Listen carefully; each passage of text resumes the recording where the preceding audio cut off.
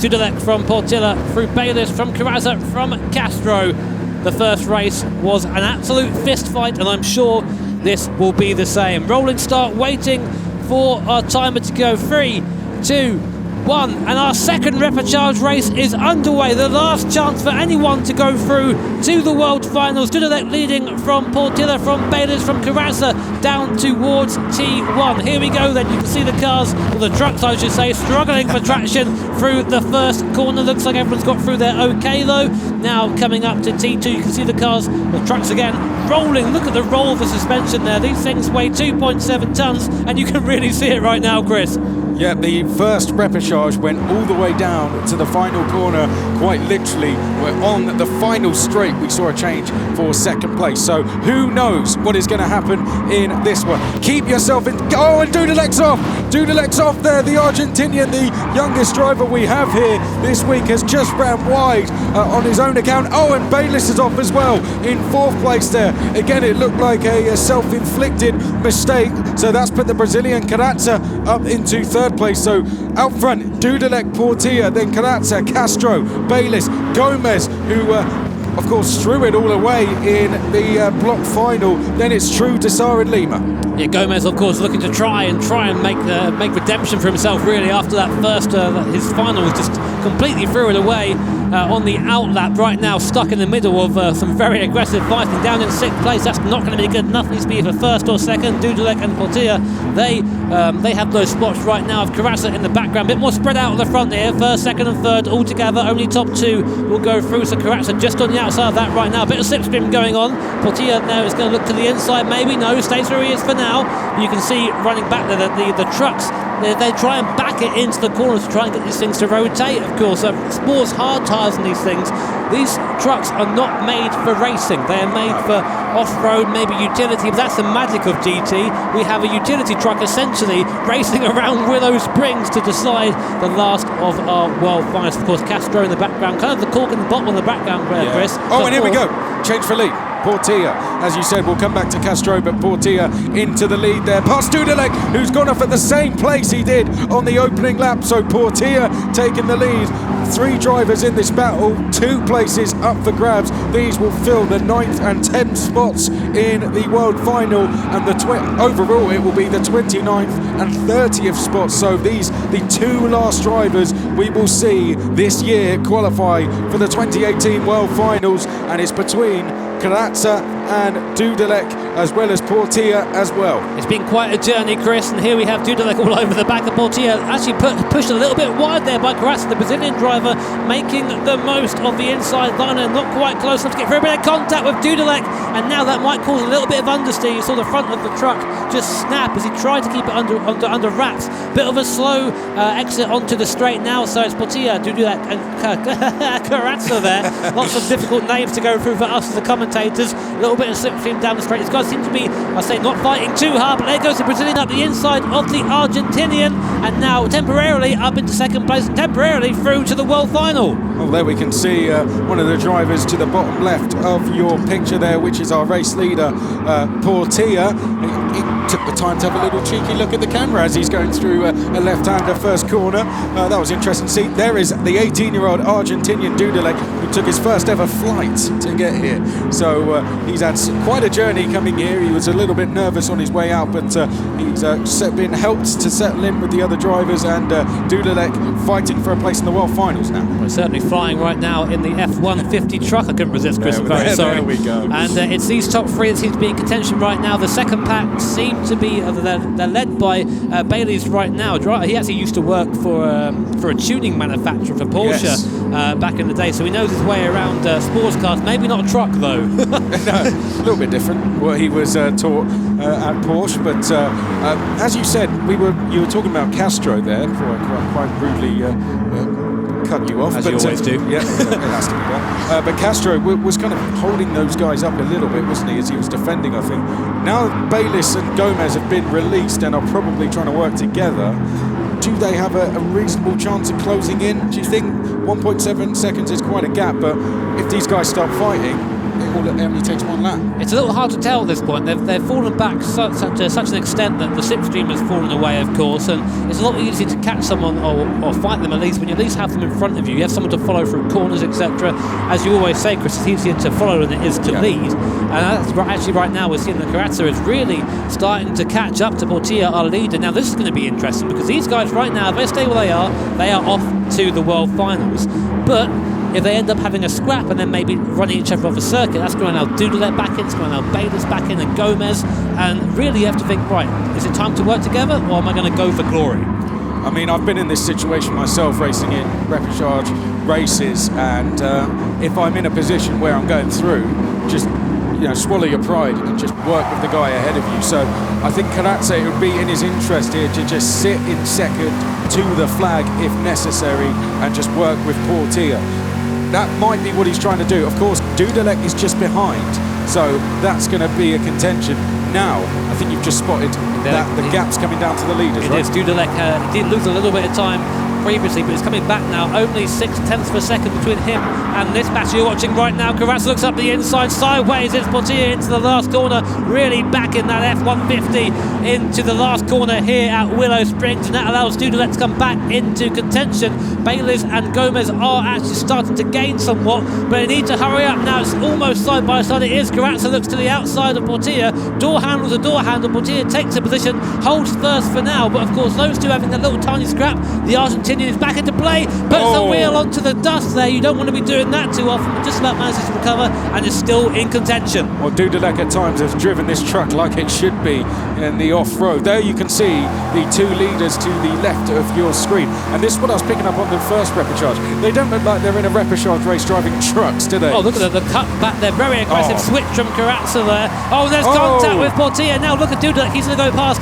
Try to go around the outside now. Oh, there's a big contact between Portier and Carrazza. That almost looked like a bit of a revenge move there. Carrazza now stuck on the outside. Portier goes to the inside. And now here comes Bayliss up into third. Dudelet's off. And that has allowed everyone to bounce back up again. Well, this is it. It's back to what we had in the first race, about 9, 10, or there's not 10 drivers, but if there was 10 there probably would be, but 9 drivers for the lead pretty much as we head down to the final corner. This on lap number 5 of 9. Portier leading from Carrazza. Bayliss has driven a very good race to get himself back to the lead and into third place. Dudelet fourth, having to contend with Gomez. It is Castro, True, Dissart and Lima as we go on to the start-finish straight once more. Bayliss now the one to watch, Jimmy, there in third place. He is. He's come right back up from 2 seconds behind. Is now right on the rear bumper of Carrazza. Portier goes defensive after a bad run off the last corner. A little bit of a bump there from Bayliss to say, I'm still here, don't brake check me. And now all 3 cars go into T1, taking the same line through there. Carrazza a little bit wide. Bayliss looks to the outside now. He might try a cut back into T2 here. Now, is there someone on our inside? No, Dudelet's about 4 tenths behind. But you can see how the position has changed very quickly and very easily around here. Now, who's going to have the best run into T3? Looks like they're going to stay at line astern. We've seen Carrazza likes to aggressively switch through here. Will he try it again? No, not quite. He shows his nose but doesn't go for a move. Their position is still a hold as Portier first, Carrazza second and Bayliss in third. But look at the background, Chris. They're all on the base of this now. Here we go then. This is what we like to see in a repechage race. The final 2 places in the World Finals up for grabs, and any of 9 drivers could go through here. Portier, the one having to lead the way. His mirrors are going to be absolutely full. How do you settle yourself, Jimmy, if you're at the front of a pack like this? What do you do? Like, there's no choice. You have to defend, but how do you settle yourself? One eye in front, one eye behind. Make sure you're hitting your apexes, but don't allow space from the inside. If someone has a run, use the track cleverly. And as Bayliss looks to the outside there, almost runs himself off onto the gravel. That thing is so heavy in the background. The momentum for the corner is something you don't really want. He's going to try to cut back. He's gone for a better corner exit. It's not worked out. And again, Portier, otherwise known as Nico R, you would know him probably from the Superstar race, he's having a bad run. He has Bayliss behind there. Will Bayliss give him a bump and then go back through? No, Bayliss goes to the inside. He's going to try and make it 3 wide. Coming into T1. He's just about there on the inside. Bayliss has to take a very tight line, slows up his exit, and Carazza he's off. I think he just got run out of track there. I'm not sure if he was helped off or not. We'll have to look for a replay, but that allows Dudalek to come through and go from 4th to 2nd place in T1. Yep, Dudalek's got himself back into the World Finals provisionally. Bayliss is there in 3rd place still. Gomez continues to climb up the order here. He's now into 4th and he's looking to the outside of 3rd place, going down to the left-hander. Dudalek having to defend here. Oh, and we've got a penalty for Bayliss. So he was responsible for putting Carazza off the course. It seems that the stewards have said that is going to be horrible for him. Of course, he's going to lose a ton of time and probably put him out of contention. But that would be good news for Carazza behind, and more importantly, Gomez is there as well. Yeah. He might be brought back into the fray. They've just swapped places as well, haven't they? So Carazza, just off screen, has gone into 4th place ahead of Gomez, and he's now going to go past the driver who punted him off the road, if you like. So Bayliss deservedly getting a penalty there, but that's really put his chances of getting into the World Finals in tatters. It reminds me of what a race control official said before. If you ruin someone else's race, we will ruin your race. That's what happened there. You see, just helped off the circuit a bit there. It wasn't really intentional, but it doesn't matter. You're in control of your truck. You do that, you're responsible. Anyway, here we go. Coming on to lap number 8. The race started fairly simply, but now it's really no holds barred. This is it. Your last 2 laps of essentially qualification for the World Finals. Only 2 people will go through. Then we'll have our 30 from the Nations Cup all done and dusted. It's your last chance, guys. Make this count.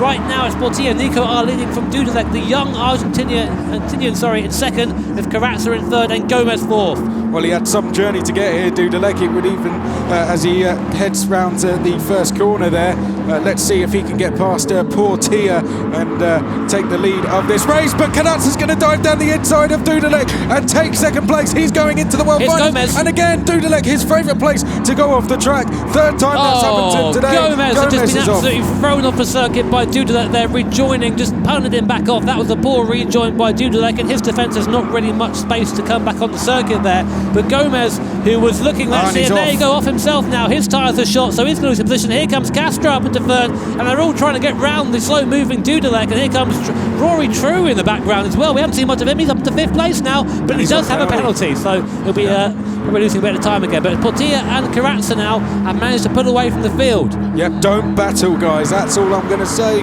They can't hear me, but Portillo and Carazza, it's in their interest now to just follow each other around to the flag. True had his arms in the air there. I think he was a little bit annoyed about that penalty decision, but as he comes into the start-finish straight, there is the penalty now being served, and he's going to lose 5th place to Lima. He's throwing his arms up and down frustration. Might have just been a cut track penalty. We didn't see it, unfortunately, but it doesn't matter now. We're on the final lap. It's Portillo and Carazza, seemingly the ones that are going to be going through to the World Final. And now will these guys hold station?